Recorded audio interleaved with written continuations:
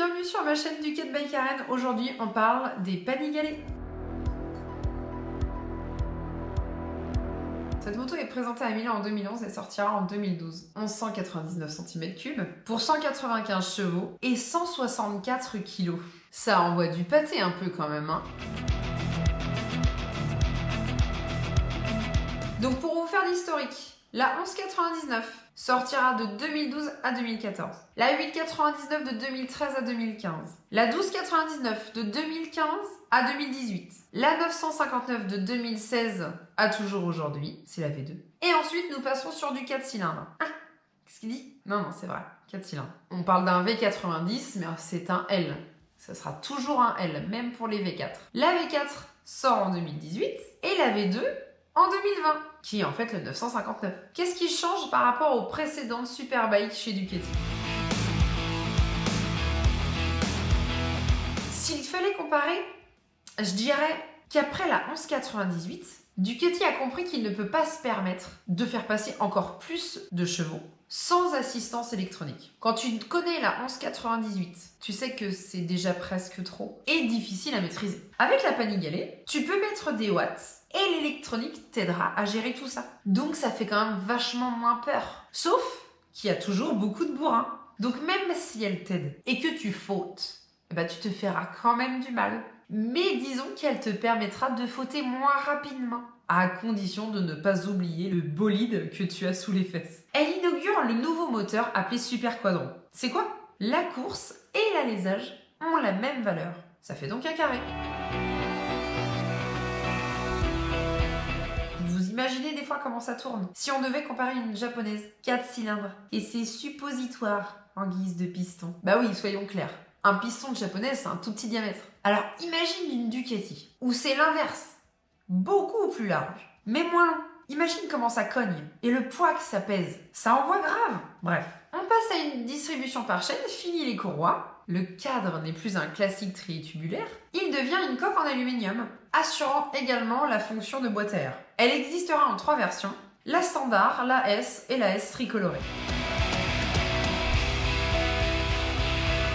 C'est une moto qui possédera les systèmes Riding Mode, DTC, DQS, EBC et le Ride by Wire. Le DTC, c'est le Ducati Traction Control, un contrôle de traction donc. Le DQS, Ducati Quick Shift, coupant l'allumage au passage d'un rapport, permettant de s'affranchir de débrayer. L'EBC, Engine Brake Control, anti-blocage de la roue arrière au rétrogradage. La S remplace la fourche télescopique Marzocchi et le mono-amortisseur Sachs par des éléments Öhlins.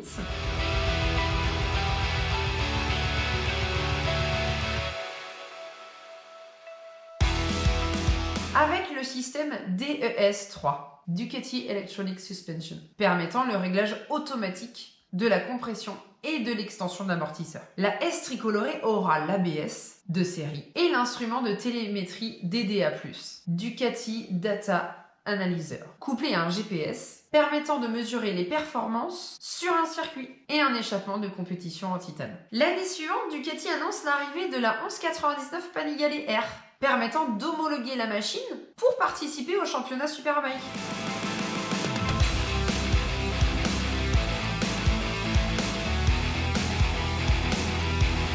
En 2013, une autre version voit le jour, la 1199 Superleggera.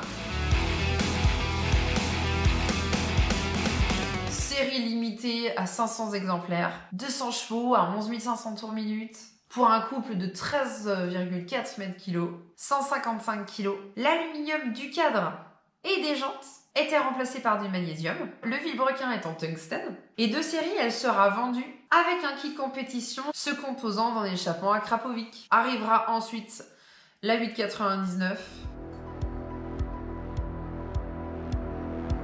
pour succéder à la 848. En 2013, elle fera 169 kg pour 148 chevaux. La 1299 remplacera la 1199.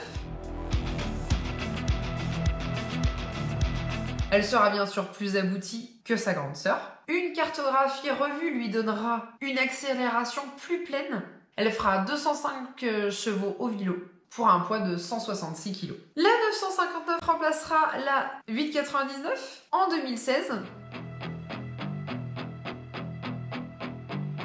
pour 157 chevaux et 176 kg. Elle ne marchera pas aussi bien que la 899, notamment à cause de son échappement revu sur celle-ci. Et elle est le V2 que vous connaissez aujourd'hui. On lui a juste refait une beauté.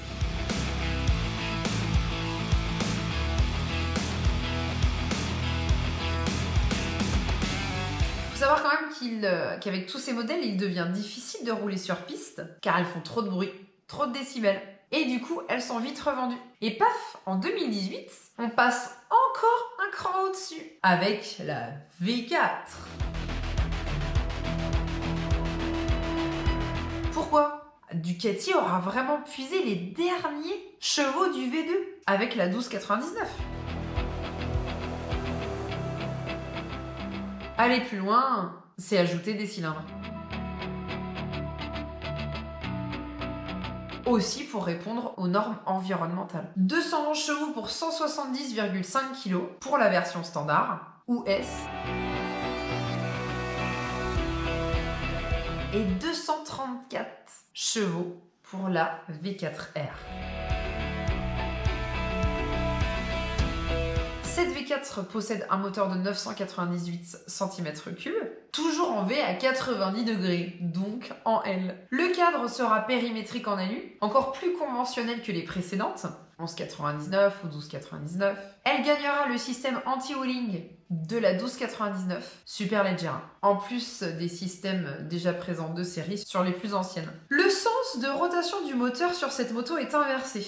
Cela permet de contrecarrer l'effet gyroscopique et d'avoir moins de force en opposition lorsque l'on souhaite incliner la moto. Bah oui, vous le saviez déjà. Surtout si vous regardez le GP. Ducati trouve toujours le moyen d'améliorer le comportement de la moto et finit par le proposer de série. Depuis toujours. En fait, depuis toujours.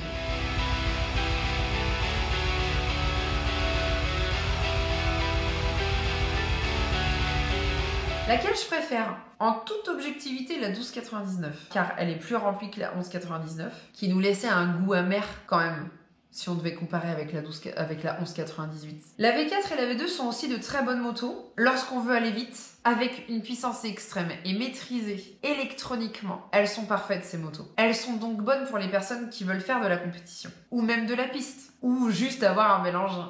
En toute subjectivité, aucune. Elles ne correspondent pas à mes besoins. Ça me fait toujours marrer d'essayer celle d'un client. C'est cool, mais moi je ne fais pas de compétition. Je ne veux rien gagner. J'aime le feeling de la puissance et du couple brut. J'aime la complexité de maîtriser une bête et qu'on puisse discuter mécanique ensemble. Je n'aime pas les conversations électroniques. N'hésitez pas à me laisser un commentaire, à liker cette vidéo si vous avez envie. Partagez-nous vos expériences, vous êtes beaucoup à rouler en Panigale et à adorer votre moto, donc ça serait très intéressant d'avoir vos points de vue. Merci, à bientôt, salut!